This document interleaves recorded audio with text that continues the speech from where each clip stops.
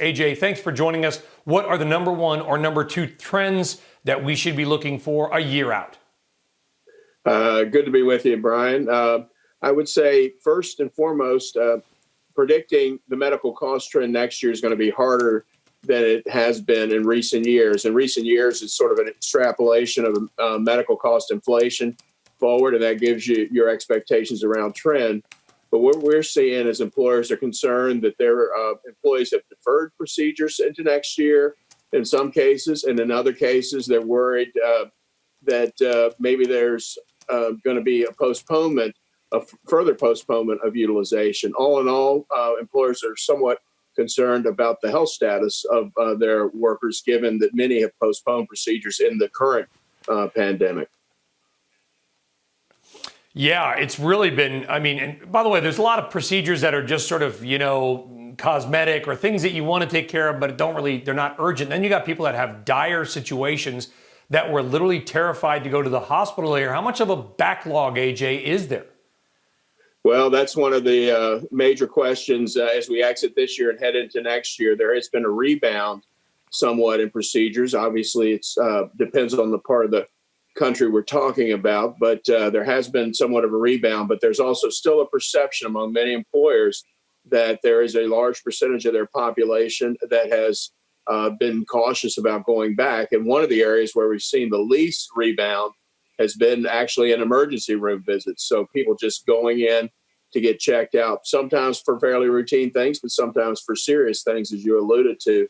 That still seems to be an area where people are being pretty cautious about heading in.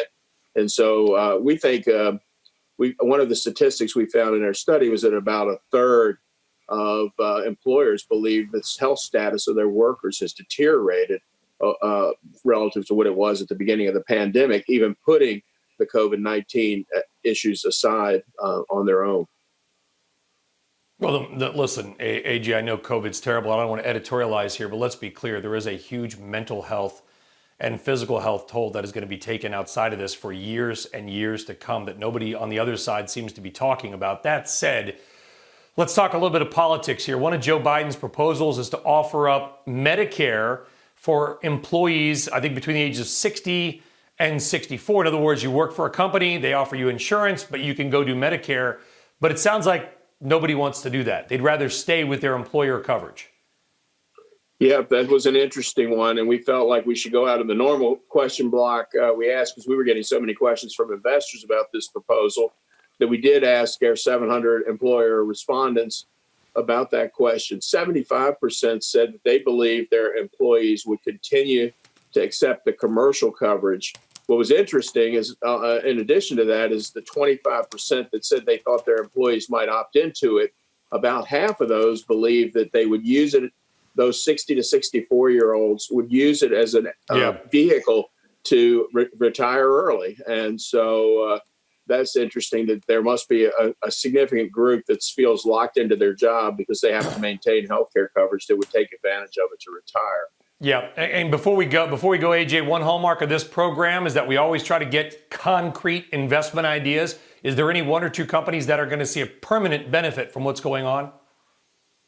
Well, United Healthcare, the industry leader with almost $300 billion of market cap, is having an excellent year. They're giving back to their constituents, whether we're talking about the members themselves or the employers in terms of premium relief and in copay and deductible forgiveness. So I think they've created some goodwill for themselves among their customer base.